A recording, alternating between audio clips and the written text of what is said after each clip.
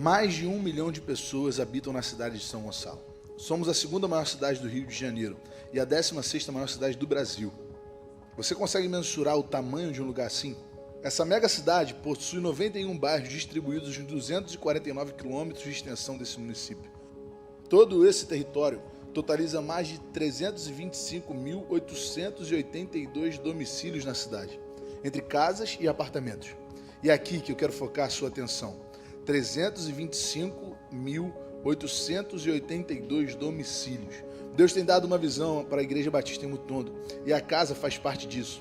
Imagina se em cada bairro da nossa cidade houvesse, no mínimo, 5 grupos de crescimento acontecendo em 5 casas diferentes. Nós já teríamos 455 casas falando da salvação de Cristo Jesus. Imagina agora se após 6 meses de evangelismo, integração e discipulado, cada GC desse multiplicasse em 2.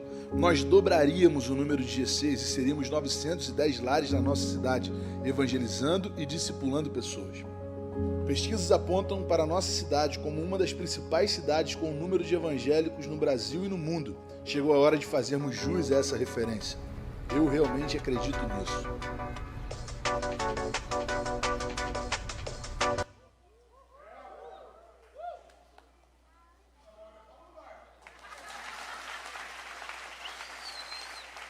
Alô? Agora veio. Meu irmão, minha irmã, coisa boa você estar aqui. Vou falar uma coisa para você. Ontem a gente viveu um tempo incrível, irmão. Foi bom ou não foi? Foi um tempo assim muito, muito especial mesmo. Esteve ontem sendo ministrado durante, na verdade, esses 2 dias, né?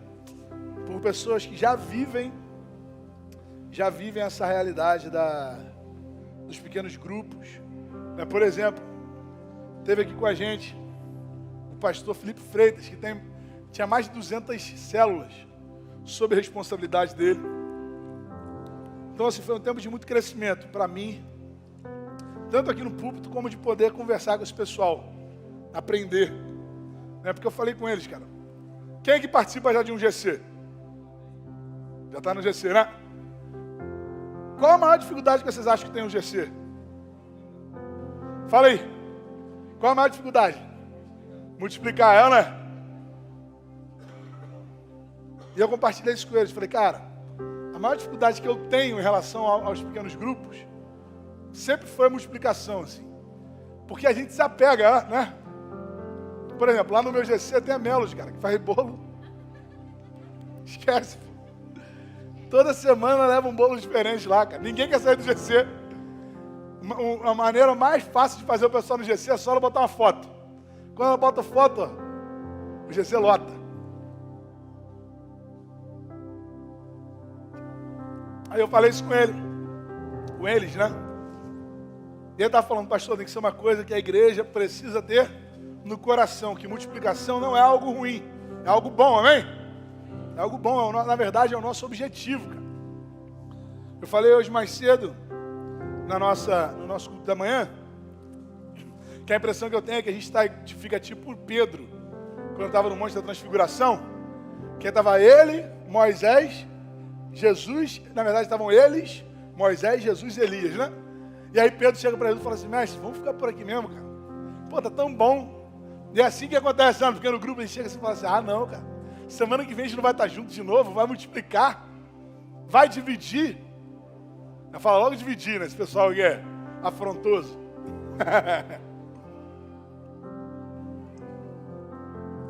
Mas a gente está proclamando, irmão. Anunciando. O amor é a única coisa que quando se divide...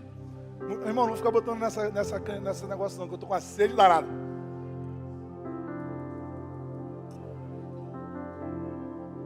Esse negócio de cantar e pregar no mesmo dia não dá mais para mim não, sabia? Quando era na época da banda anúncio, tinha cabelo grande, era magro, tudo bem. Mas agora eu tô gordo, garganta queimando.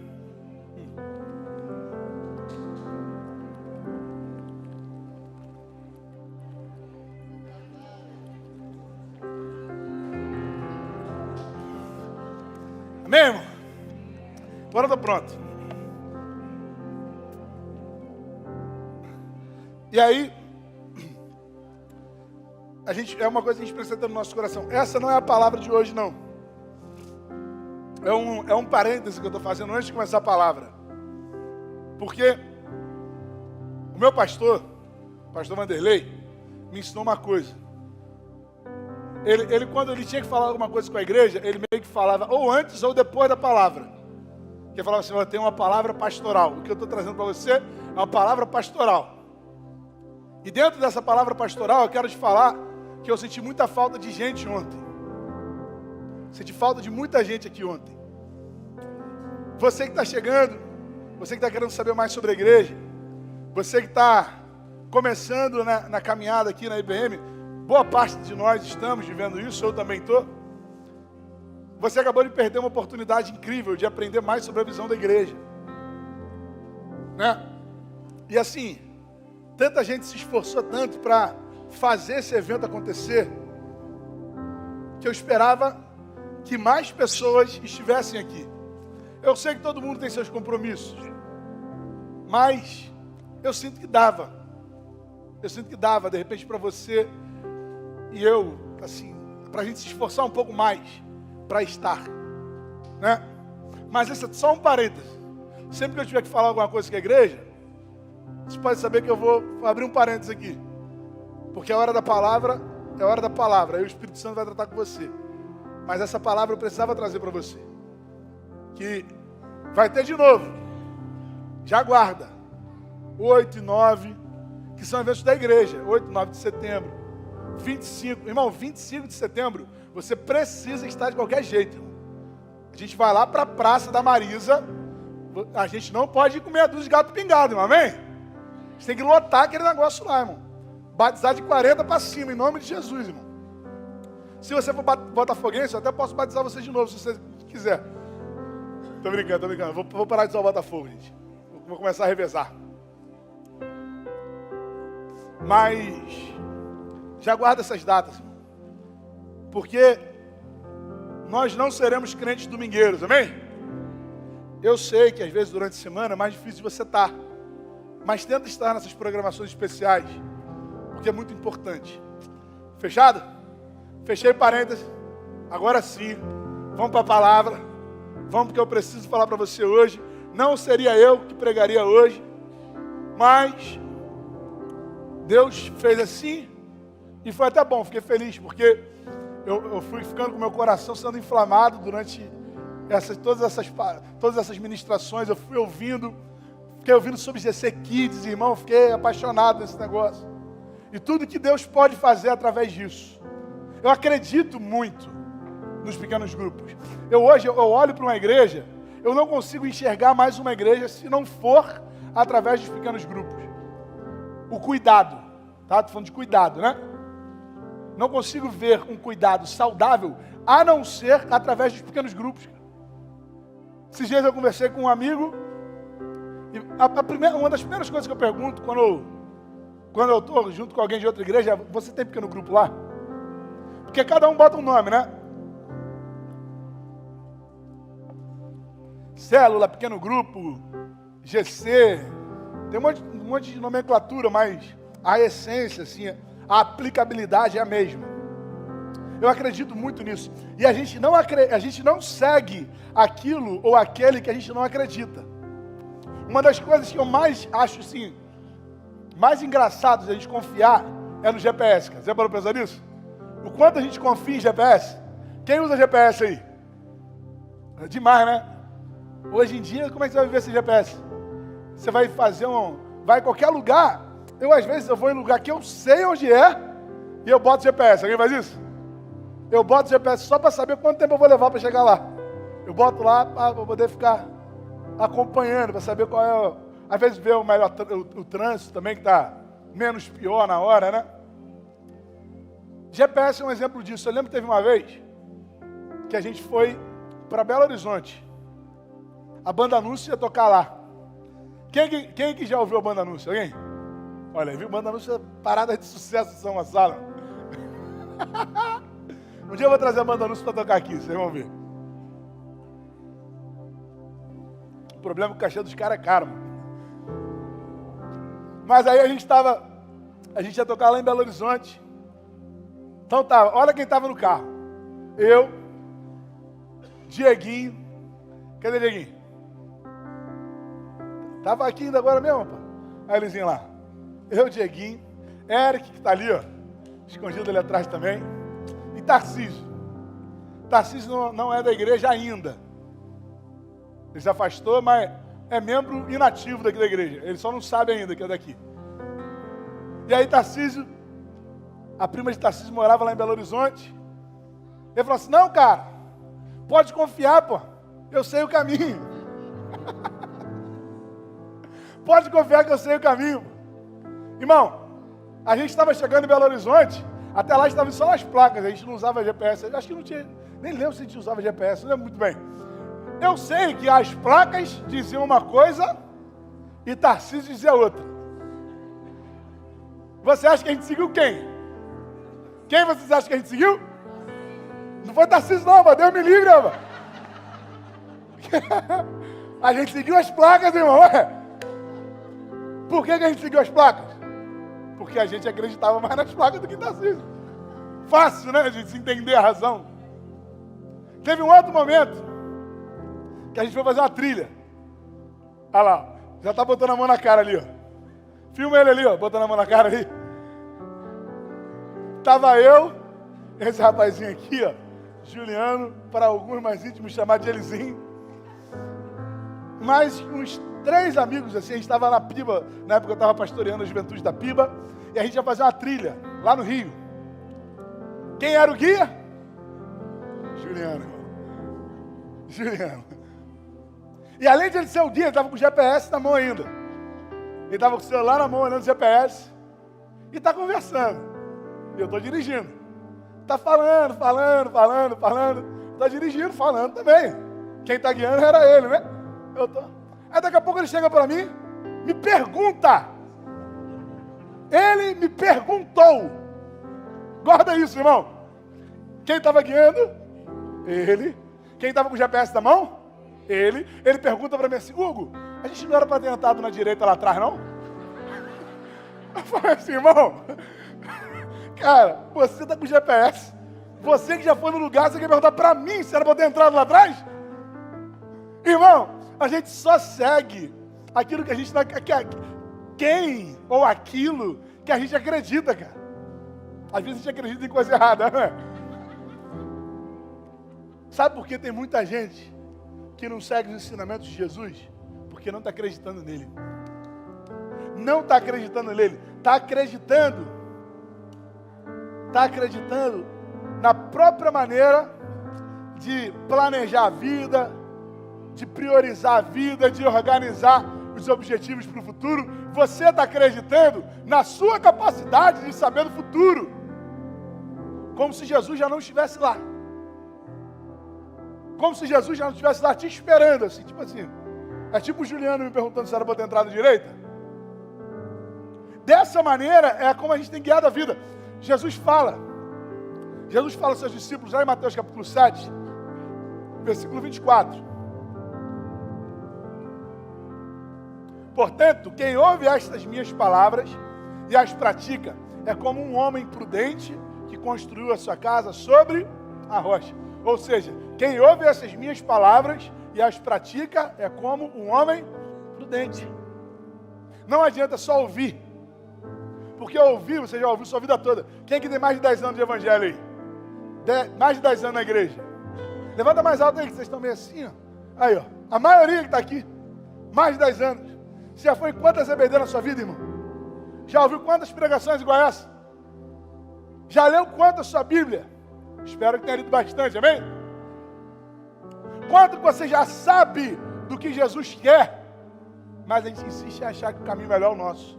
Não é só ouvir, é ouvir e praticar, irmão. Executar. Jesus passou 33 anos aqui nessa terra.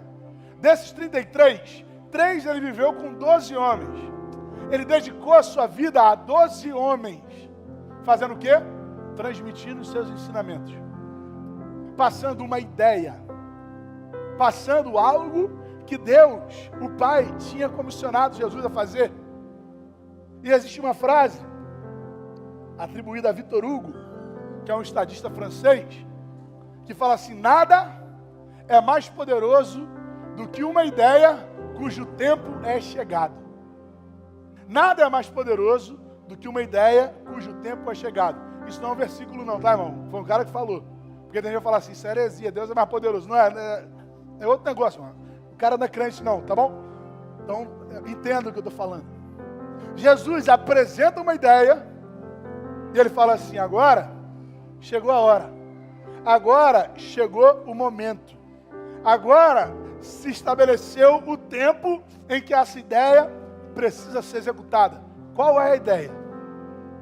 A ideia foi uma que ele deixou um pouco antes de voltar aos céus. Ele olha para os seus discípulos e fala assim, ó, agora que chegou a hora, vocês vão, ide e fazei discípulos, batizando-os em nome do Pai, do Filho e do Espírito Santo. 3 anos, irmãos, cheio de ensinamento, cheio de milagre, cheio de relacionamento. E nesses relacionamentos, em um desses momentos de ensino, Jesus, ele passa uma parábola que eu gostaria de ler com você hoje. Eu gostaria de ler essa parábola com você hoje.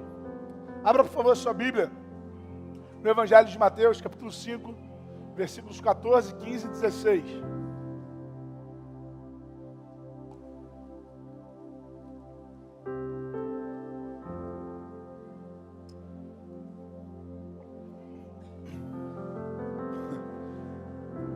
Juliano tinha perguntado se eu precisar de mais água. Já deixou ele no cantinho, né?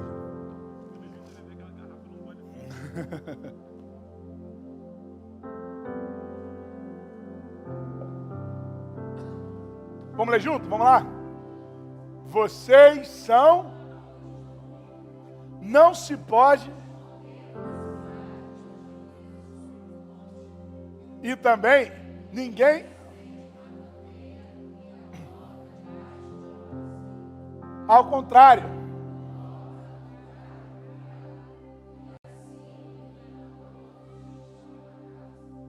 Assim brilha a luz.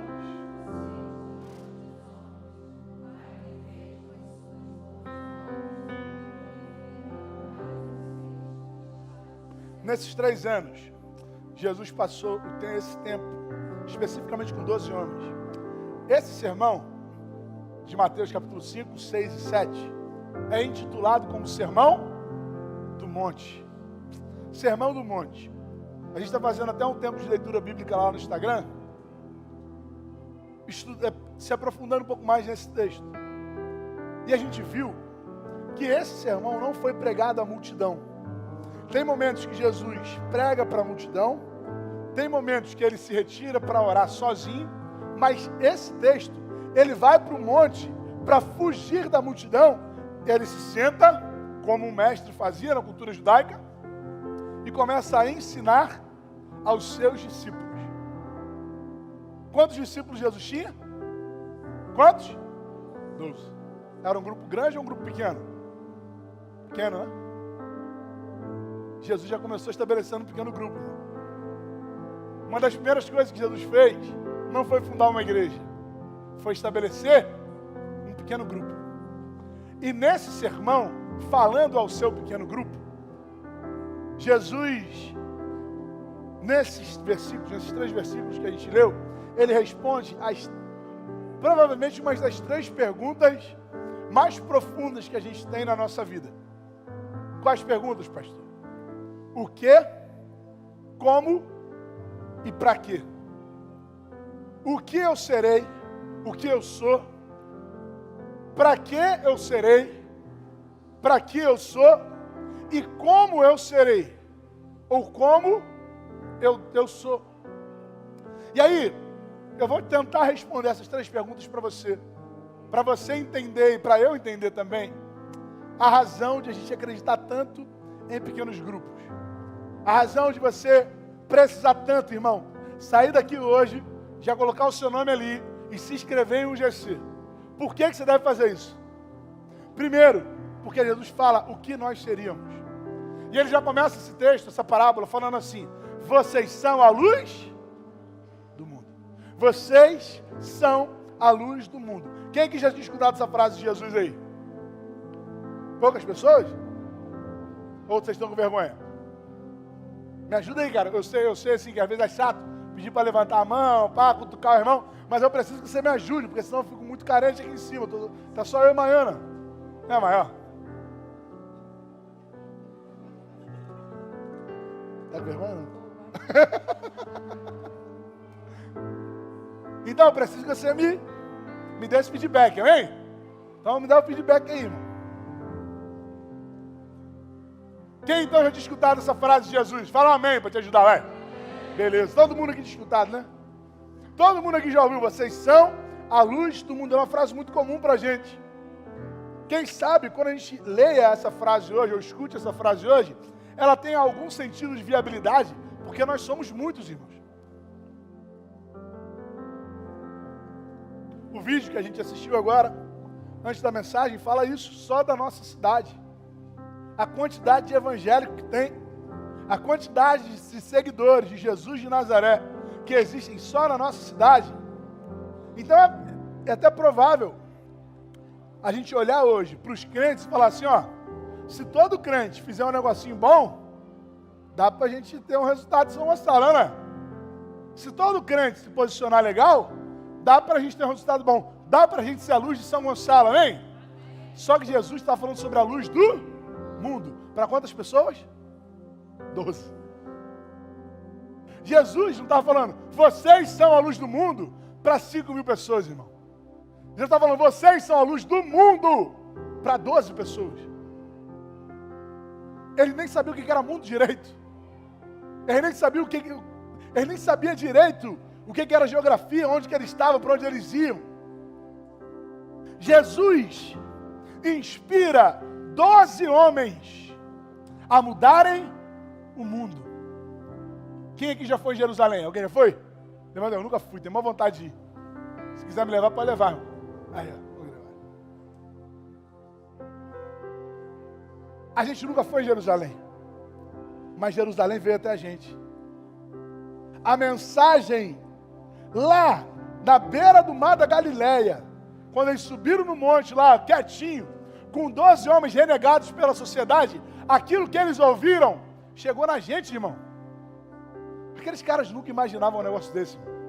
Jesus sabia, mas eles nunca imaginavam que um pequeno grupo teria um potencial tão grande assim.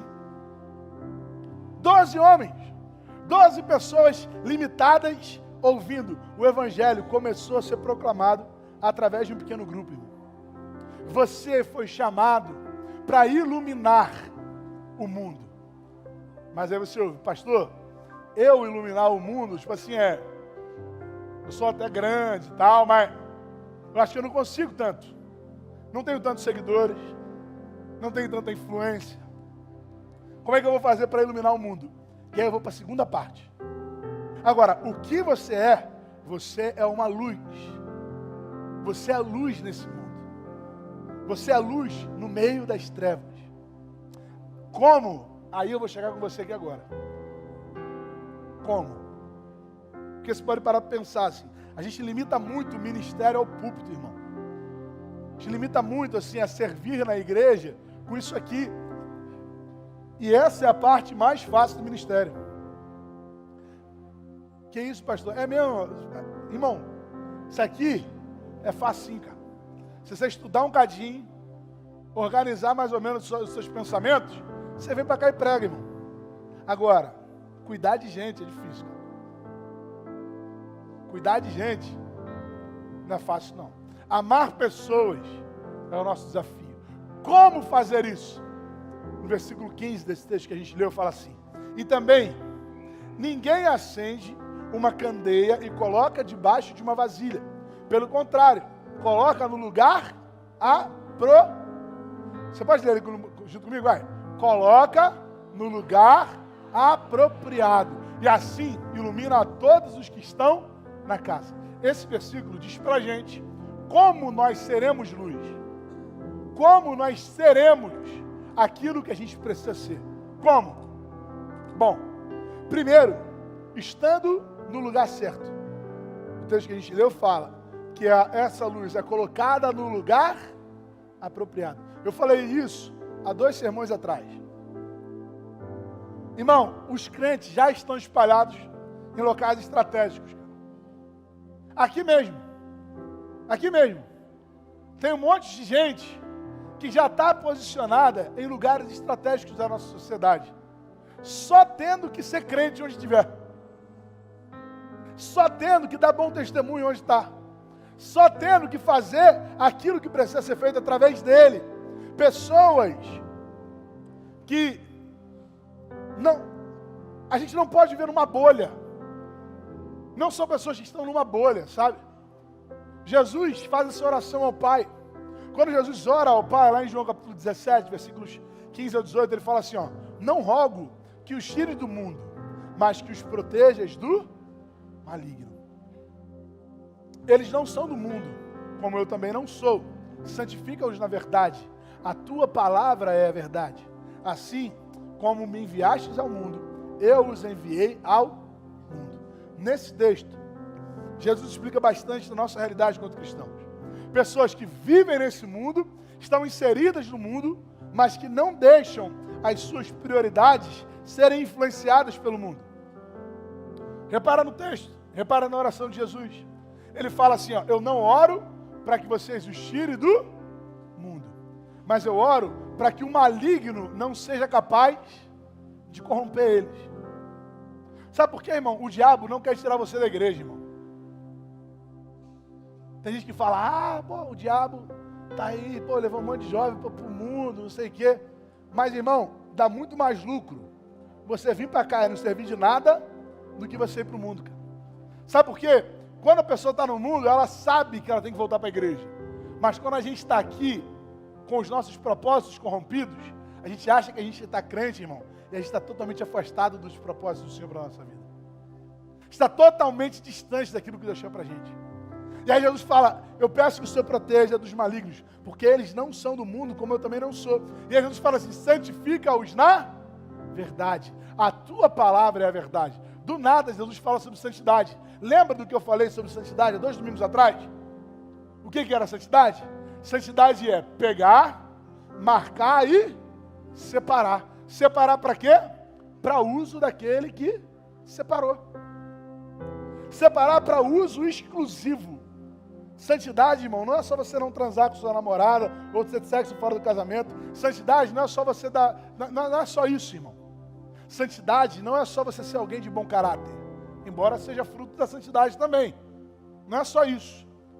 Mas você pode ser alguém de bom caráter que não vive para a glória de Deus. Você não vai estar sendo santo. Porque ser santo é ser marcado, separado e utilizado por Deus para a glória dele. Jesus do nada fala, santifica-os. Jesus ora contra o maligno. Nós já estamos nos lugares onde precisamos. Teve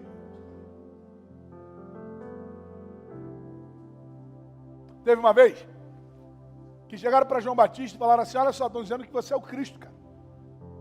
Está rodando por aí um burburinho e tal, saindo no fofoca gospel lá, que você era o Cristo. Ele, não sou o Cristo não. Então mandaram perguntar quem você é. Porque se você não é Cristo, você não é um sacerdote, que a gente está vendo que é um sacerdote lá. Quem é você? E aí ele responde, eu sou a voz que clama no deserto. Preparem um caminho para o Senhor. Eu sou a voz. João sabia quem ele era. Que clama no deserto. João sabia onde ele estava. Preparem o caminho para o Salvador. João sabia o que ele deveria fazer. Irmão, você pode não ter sido chamado para pregar aqui na frente. Não precisa. Mas você foi chamado para quê? Para ser um professor? Amém? De que maneira você está glorificando a Deus? Através do seu dom. Através do dom que Ele te deu. Deus te chamou para ser um vendedor? De que maneira? Sabe por quê, irmão? Eu preciso de gente para me ajudar a ligar para as pessoas e orar com elas. De repente você faz isso o dia inteiro, ligando para apresentar um produto, ligando para falar com um, com o outro, mas você nunca ligou para ninguém para orar junto com ele. Você já tem o trato de lidar com as pessoas, sabe? De repente você não fala aqui de cima, não precisa, mas de repente você consegue fazer isso. Administrar é um dom, irmão. Administrar é um dom. Não é todo mundo que administra, não. Né? Às vezes, um monte de igreja se enrola porque o pastor quer administrar e não é administrador. Eu não sou administrador. Não sou. Eu sou o cara que mobiliza, irmão. Se precisar pagar os negócios, eu vou tentar correr atrás, vou ligar para um e para outro, vou orar para poder fazer acontecer. Mas quem administra não sou eu, cara. Não sou eu. Ah, pastor, isso aí está errado. Não está não, cara. Assim que o corpo de Cristo cresce, irmão. Cada um fazendo o que foi chamado para fazer. Quantas vezes você orou para Deus te colocar na posição que você está? Quanto tempo você orou para Deus fazer isso que está acontecendo hoje na sua vida? Mas aí hoje você fala assim, não, estou cansado demais para ir no GC, não vou não. Cara, estou muito cansado. Cara. Cansado de quê? Cansado da bênção que Deus me deu. Deus me abençoou. Aí eu fiquei morto, cara. Estou morta, porque Deus me abençoou muito. Então faz o seguinte, pede para Deus não te abençoar mais, cara. Fala assim, Deus, tira a bênção, porque a bênção está me cansando. Irmão, quantos de nós não estamos vivendo essa realidade? Quantos de nós não vivemos isso? Deus já te colocou no lugar certo. Está te colocando no lugar apropriado para você estabelecer o seu alcance. Porque nesse versículo que a gente leu, no versículo 15, ele fala assim, ó, porque a luz ela é colocada no lugar apropriado. Para quê? Para iluminar aqueles que estão na casa. Olha só, dá uma olhada aí, bota aí para mim, Alex, por favor, verso 15. E também ninguém acende uma candeia e coloca debaixo da vasilha. Ao contrário, coloca no lugar apropriado. E assim ilumina a todos os que estão aonde? Irmão, Jesus não tinha falado que a gente era a luz de quê mesmo? A gente era a luz do quê? Do mundo. Mas ele está falando que a gente é a luz de onde agora? Da casa. A gente é a luz do mundo ou é a luz da casa? Porque a casa não é o mundo, amém? A casa é um lugar grande ou pequeno? Geralmente pequeno, né? Vai depender do dono. Mas geralmente é um lugar pequeno. Geralmente é um lugar aconchegante. E aí, a luz do mundo, primeiro, precisa aprender a ser despertada na casa, irmão. Não adianta você querer ser luz para o mundo se você não é luz na tua casa. Não adianta você querer acabar com a fome na África se você não dá uma cesta básica para o teu vizinho que está passando fome. Não adianta você querer ser missionário da Amazônia se aqui na rua tem gente precisando de auxílio e a gente nem está ligando. Às vezes a gente tenta usar o alcance como desculpa para não fazer aquilo que precisa ser feito. Tipo assim, se eu tivesse tanto dinheiro, eu fazia isso. Se eu tivesse tanto tempo, eu fazia isso. Se eu conseguisse tantas pessoas, eu faria aquilo. Irmão, não é para você fazer aquilo que você não alcança. A luz, ela está na casa. E ela vai iluminar aqueles a quem ela alcança. É simples, irmão. É simples. Porque se você ilumina a casa aqui, ilumina a casa ali, ilumina a casa do lado de cá, ilumina a casa do outro lado, essa rua aqui vai estar toda o quê? Iluminada, irmão. Não é porque existe uma luz sobre todas elas, mas porque cada casa tem a sua luz. Irmão, Deus tem algo especial com as casas. Eu acredito muito na igreja, mas quando eu olho para a igreja, eu percebo que esse momento é muito limitado, extremamente limitado. Está cheio de gente aqui, ó. Gente que eu conheço, gente que eu não conheço, gente que eu já vi às vezes, gente que eu consigo dar um abraço ali no final, gente que sai pelo lado de lá porque não aguenta esperar a fila, gente que sai correndo pelo outro lado. Aí eu fico ali no meio, irmão. Aí eu enrolo esse pessoal que passa ali do lado ali. que eu fico no meio. Aí, tipo assim, passou de carro, passou de carro, vou revezando. Um monte de gente que eu conheço, que eu não conheço, gente que eu já vi, gente que eu sei nome, gente que eu não sei nome. Mas todo mundo que está no GC tem nome, cara. Todo mundo que é cuidado na casa. Todo mundo que está na casa é alcançado de verdade. A Bíblia fala lá em Atos capítulo 2, que os apóstolos se reuniam nos templos, no templo e nas casas. Atos capítulo 2, abra por favor sua Bíblia.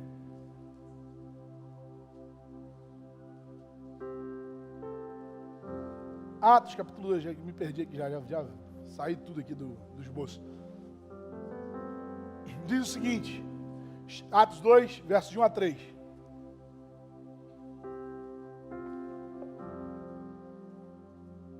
Chegando o dia de Pentecostes, estavam todos reunidos num só lugar.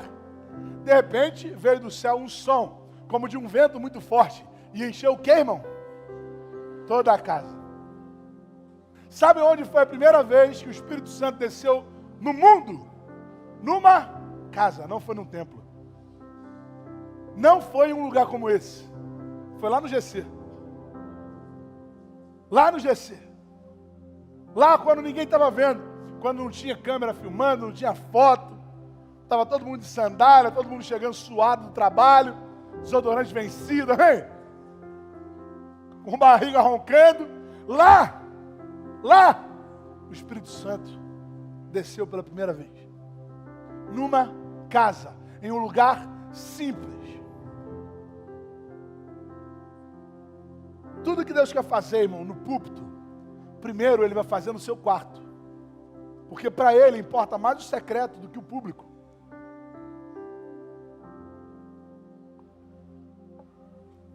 Ontem eu estava conversando ali com o pastor Luciano. E assim, irmão, eu tentei extrair o máximo desses caras. Eles estavam aqui, vocês foram abençoados por eles, sendo ministrados aqui. Mas eu fui mais abençoado porque eu fiquei sentado lá com eles, irmão. Eu ficava perguntando, cara. Ficava perguntando tudo. Ficava perguntando. Eu não tenho problema nenhum em perguntar. Tem gente que fica meio com medo, né? Tipo assim, quer dar uma de sabichão. Eu não dou uma de sabichão, irmão. Se eu não sei, eu pergunto mesmo. E aí eu comecei a perguntar para eles. E aí, ontem, na conversa com ele me falou sobre uma mensagem que ele pregou na igreja dele, domingo passado. Eu não vou falar troço aqui que eu ouvi dos outros, né? Parece que eu estou falando um negócio bonitão, né? Mas ele falou comigo algo que me marcou. Ele falou assim, Hugo, olha, quando Davi estava pegando a arca e levando para Jerusalém, aconteceu aquela situação com Uzá, que todo mundo sabe, e aí ele deixou a arca em uma casa. Ele deixou a arca da aliança. Irmão, a arca da aliança era um tesouro absoluto dos judeus. Aquilo de mais precioso que o judeu poderia alcançar era estar próximo da arca da aliança. Sabe onde a arca da aliança ficou? Numa casa, irmão. Numa casa. Não foi num templo. Numa casa, 2 Samuel capítulo 6, versículo 11 e 12. A Bíblia fala o seguinte: a arca do Senhor ficou na casa dele, de Obed-edom, por 3 meses. E o Senhor o abençoou e a toda a sua família. E disseram ao rei Davi: o Senhor tem abençoado a família de Obed-edom e tudo que ele possui por causa da arca de Deus. Então Davi, com grande festa, foi à casa de Obed-edom e ordenou que levassem a arca de Deus para a cidade de Davi. O que o pastor Luciano falou comigo ontem, que eu guardei, foi o seguinte: antes de abençoar a cidade, Deus abençoa a casa, irmão. Sabe por que a gente vive uma sociedade desestruturada? Porque as casas estão falindo. Porque o povo tem atacado as famílias. Porque o diabo, ele quer destruir as famílias. Existe poder nas casas, irmão. Deus não está te chamando para mudar o mundo tendo 1 milhão de seguidores no Instagram. Deus está te chamando para mudar o mundo a partir de onde você alcança. Porque se cada um que está aqui usar a sua luz, se cada um aqui utilizar do alcance que tem, a gente já vai ter um mundo melhor. A gente já vai ter pessoas sendo transformadas. Dá uma olhada aqui, irmão. Está, sei lá, aqui com umas 250, 240 pessoas. 300 pessoas. 300 pessoas aqui. Imagina, no mínimo a gente era para estar aqui com 30 G6. De 10 pessoas. A gente está com quantos bairros em São Gonçalo? 90. 90 com 30 G6. Quer dizer que se a gente multiplicasse uma vez no ano, em 3 anos a gente teria um G6 em cada bairro de São Gonçalo. Parece um negócio impossível, né? 3 anos nada, 2 anos. Porque 30 vai gerar 30. E agora 60 geram 60.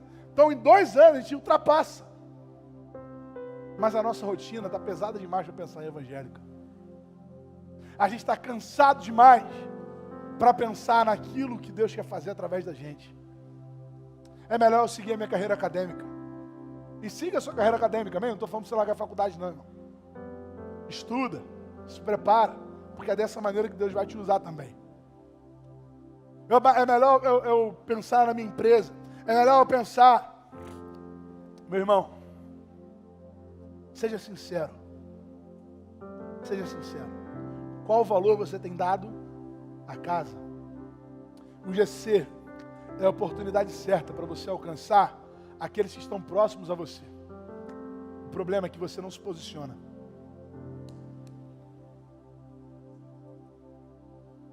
Deus me deu um raio de alcance.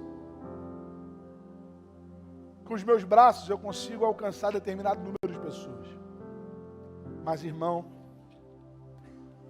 imagina todo mundo aqui junto. Eu sei que nem todo mundo vai acreditar no que eu estou falando. Mas se daqui eu conseguir o Espírito Santo, se aqueles que derem voz ao Espírito Santo forem pelo menos a metade, eu já acredito.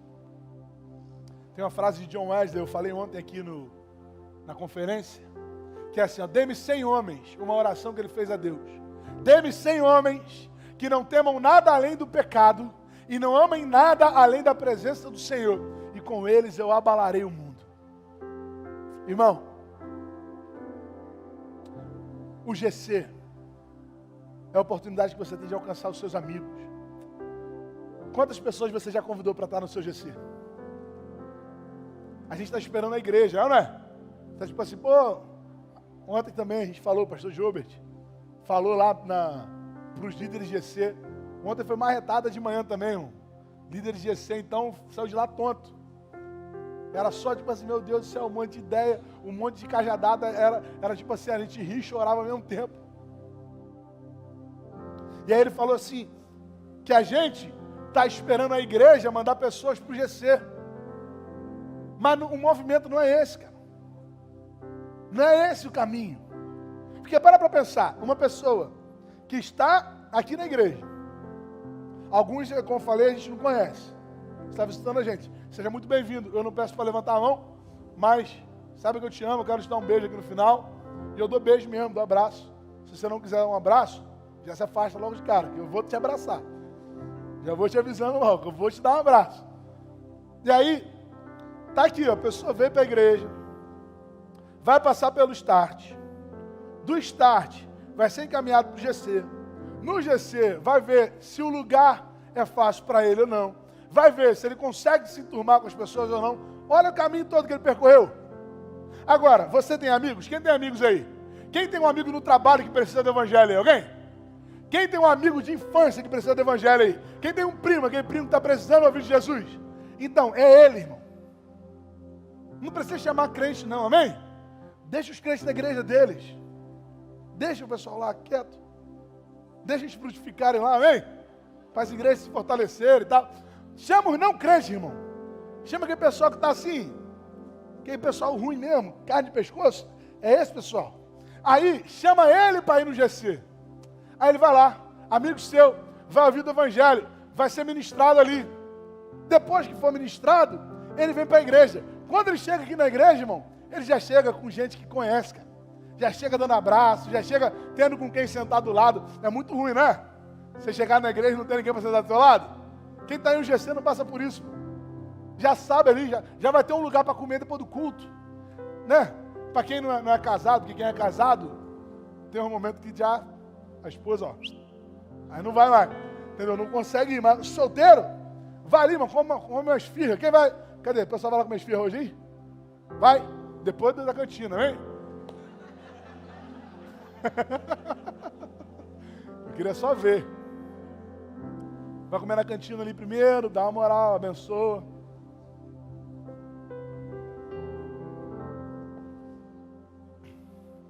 O movimento do GC para a igreja, da casa, porque a luz brilha primeiro na casa, irmão. O lugar de a luz brilhar é na casa. Jesus está mostrando que o que faz a diferença não é uma grande luz, mas várias luzes que se posicionam. Para pensar que hoje a nossa igreja já cuida de cerca de 200 pessoas toda terça-feira. Irmão, eu vibro demais quando eu vejo as fotos. A gente tem nossos GC, o grupo dos nossos líderes de GC. Aí terça-feira começa a pipocar. Vai um GC, pá, aí outro. Aí eu fico contando, irmão. Eu não sei se eu sou maluco, mas eu fico contando. Eu fico assim, cara, 14 pessoas nesse GC. Aí tantas pessoas nesse. Aí eu sei que Arthur faz isso também. Que ele esses dias falou de quantas pessoas tinha. Eu fico contando. E aí eu olho assim e falo, ó, fulano não foi nesse GC hoje. Graças a Deus eu ainda consigo fazer isso. Vai chegar uma hora, em nome de Jesus, que eu não vou conseguir mais fazer, amém? Mas ainda dá, eu faço, irmão. Fico vendo, ó, fulano não foi no GC, tá vendo? Falou pra mim que ia e não foi. Eu vejo, irmão. Aí eu vou passando ali, ó. Os 17 G6, até chegar o GC online, que é sexta-feira.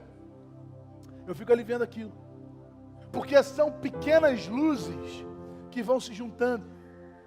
Pequenas pessoas que vão se posicionando. Jesus está mostrando que, embora o plano dele seja alcançar o mundo, tudo isso precisa começar na casa, irmão. Para quê? E aí é o último ponto do nosso sermão aqui, já falei muito. Acho que eu estou andando muito com o Rogério, fala muito dele. Tô brincando. Pregou pra caramba da última vez, não foi? Não, pregou pra caramba de bom, não foi? Porque teve um duplo sentido, né? Vai explicar. Pastor Rogério. Para quê, irmão? No versículo 16, você vai ver para que tudo isso. Mateus 5, versículo 16. Assim, brilhe a luz de vocês diante dos homens, para que vejam as suas boas obras e glorifiquem ao Pai de vocês que está nos céus. Para quê, pastor? Deus não quer mudar, irmão, a sua função. Deus não quer mudar o seu talento. Deus quer que você use aquilo que Ele já te deu, em qualquer área que seja, para glorificar aquele que te chamou, aquele que te vocacionou.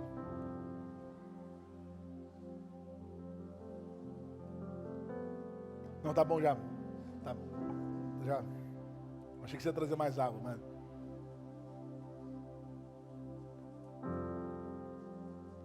Teve uma vez que Deus falou comigo de uma maneira. E faz muito tempo isso. Inclusive, eu já falei isso aqui na igreja. Eu não lembro se já foi quando eu era pastor, ou se foi na época do pastor Gelson. Mas talvez você tenha escutado essa ilustração que Deus colocou no meu coração. É assim. O que é isso aqui, irmão? Não é um cavaquinho, hein? O que é isso aqui? Não tem pegadinha não. O que é? Um violão. Simples. Muito fácil.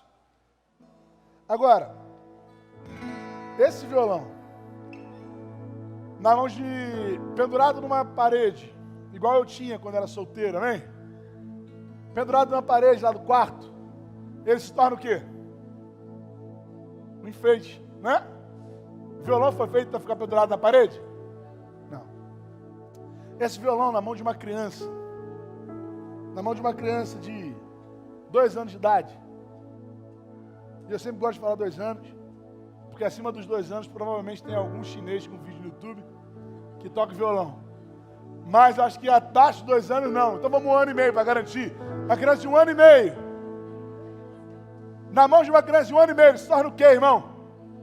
Um brinquedo. Porque uma criança de 1 ano e meio não toca violão, não é? Mas esse violão, na mão de uma pessoa que sabe tocar violão, que sabe o momento certo, sabe as notas certas, sabe o ritmo certo, a hora de passar, a hora de tocar, ou a hora de parar, sabe a tensão certa, sabe o tom. Esse violão se torna o quê? Instrumento, né? Você está conseguindo entender? Você está conseguindo entender? O que eu quero te dizer é que você só vai ser quem você nasceu para ser nas mãos de quem sabe te usar do jeito que você tem que ser usado. Não adianta você tentar fugir de outra maneira. Não adianta você tentar outros meios. E eu não estou falando para você ser um missionário. Eu não estou falando para você largar tudo, vender e dar aos pobres. Eu não estou falando para você ser um pastor.